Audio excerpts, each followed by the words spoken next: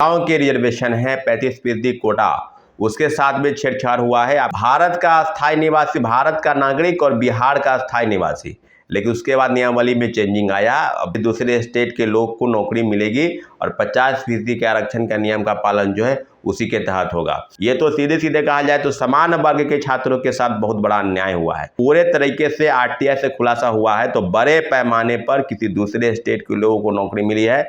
निश्चित रूप से डोमिसाइल नीति के तहत बिहार के लोगों को, युवाओं के साथ गला घोटने की बात बिहार सरकार, महागठबंधन की सरकार ने किया है।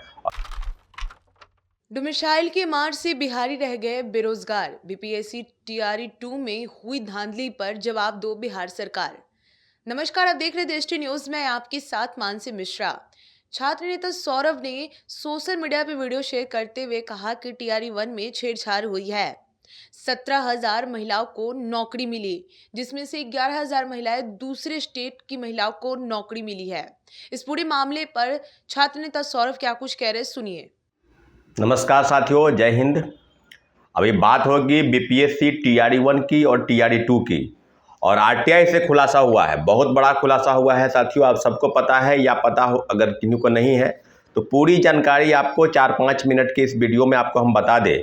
और जो चीज़ें सामने आ रही है, निश्चित रूप से ये काफ़ी दुर्भाग्यपूर्ण है कि सरकार की गंभीरता किस प्रकार से थी और डोमिसाइल नीति को लेकर जिस प्रकार से काम हुआ है। तो सब मामलों पर आपको पता होगा, इसके पहले टीआरई 1 में जो महिलाओं के रिजर्वेशन है 35% कोटा, उसके साथ में छेड़छाड़ हुआ है। आपको पता है कि 17,000 महिलाओं को टीआरई 1 यानी 1 to 5 में नौकरी मिली, 17,000, जिसमें से 11,000 यानी 10,000 से ज़्यादा, लगभग 11,000 के आसपास किसी दूसरे स्टेट की महिलाओं को नौकरी मिली है। जो आरक्षण है वो 57% से भी ज़्यादा है। और ओवरऑल अगर बात की जाए तो 35% जो बिहार के मूल कोटि के निवासी को होना चाहिए था, उस आरक्षण के नियम का अच्छी तरह जो पालन है वो बिल्कुल नहीं हुआ है। आपको पता होगा कि टीआरई 2 की अभी बात होगी, टीआरई 2 की। टीआरई 2 के समय में जो नियमावली बनी थी अप्रैल मई महीने में बनी थी और लगभग दिसंबर महीने में परीक्षाएं हुई थी। 8 या 9 दिसंबर को परीक्षा हुई थी, लगभग 1 to 5 से लेकर 11-12 तक सारी परीक्षाओं पर जिस तरह की चीज़ें हो रही थी। और आपको पता है कि उसके पहले एक प्रेस कॉन्फ्रेंस हुआ था। प्रेस कॉन्फ्रेंस का जिक्र शायद अगर आपको याद होगा तो उसमें जो उस समय के बिहार के मुख्य सचिव थे श्री आमिर सुबहानी जी, और उनके साथ थे अपर मुख्य सचिव शिक्षा विभाग श्री के पाठक, और दोनों ने ज्वाइंट प्रेस कॉन्फ्रेंस किया था। स्पष्ट तौर पर आपको भी पता है कि उस प्रेस कॉन्फ्रेंस में जिस तरह से कहा गया कि अगर डोमिसाइल नीति के सवाल पर और डोमिसाइल नीति को लेकर 5 अगस्त को इंडिया गठबंधन की बैठक हुई थी। तो बैठक में काफ़ी चीज़ें हुई थी। उस समय के उप मुख्यमंत्री श्री तेजस्वी यादव और माननीय मुख्यमंत्री नीतीश कुमार जी ने एक बहुत बड़ा निर्णय लिया कि डोमिसाइल नीति को ख़त्म करना है। डोमिसाइल नीति जो है, जो लागू था नियमावली में, उसमें था कि भारत का स्थायी निवासी, भारत का नागरिक और बिहार का स्थायी निवासी, लेकिन उसके बाद नियमावली में चेंजिंग आया। अब पूरी तरीके से आप कह जाइए कि अनारक्षित जो सीट है, ईवान अनरिजर्व, उसमें जो है किसी दूसरे स्टेट के लोग को नौकरी मिलेगी और 50% के आरक्षण का नियम का पालन जो है उसी के तहत होगा। साथियों, अभी जो खुलासा हुआ है टीआरई 2 में, एक छोटा सा उदाहरण आप हिंदी के विषय का सिर्फ है, सिर्फ और सिर्फ हिंदी, जिसमें 6 to 8 में अगर बात की जाए तो अनरिजर्व में 423 मेल यानी पुरुष को नौकरी मिली और 952 महिलाओं को, फीमेल को। टोटल जो आंकड़ा है वो है 1375, यानी 1375 6 to 8 में हिंदी विषय का सिर्फ बात की जाए 1375 लोगों को नौकरी मिली। और 1375 की अगर बात की जाए तो अदर स्टेट में जो है 359 मेल और 776 फीमेल, यानी टोटल कहा जाए तो 1135 जो है वो ओवरऑल लोगों को नौकरी मिली। तो 1375 में से 1135 अगर आप माइनस करेंगे तो मात्र 240। आप ये समझ लीजिए कि 1375 लोगों को नौकरी मिली हिंदी विषय में, जिसमें से 1135 किसी दूसरे स्टेट के लोग हैं, जिसमें 776 महिलाएं, 359 पुरुष।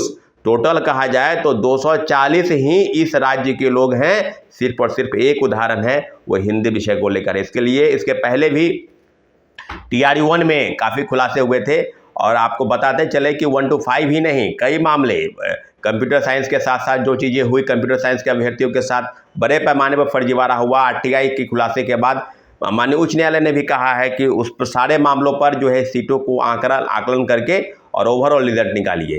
तो सीधे सीधे अब कहा जाए कि क्या आरक्षण के नियम का पालन होना चाहिए था, डोमिसाइल नीति को किस प्रकार से लागू किया गया।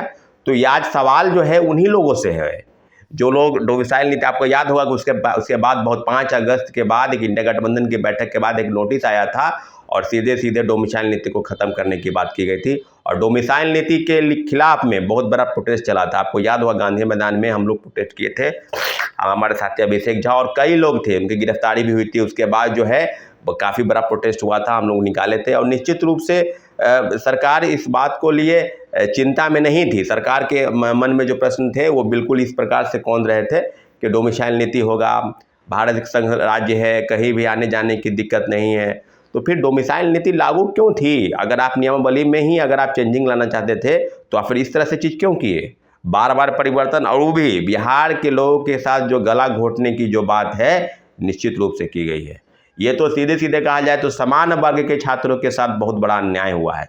आप समझिए ना कि 1375 लोगों को नौकरी मिली, इसमें से 1135 किसी दूसरे स्टेट के हैं, मात्र 240 सिर्फ बिहार के हैं। और फिर एक विषय की बात की जाए 6 to 8 में भी एक विषय, अब पूरे तरीके से आरटीआई से खुलासा हुआ है तो बड़े पैमाने पर किसी दूसरे स्टेट के लोगों को नौकरी मिली है।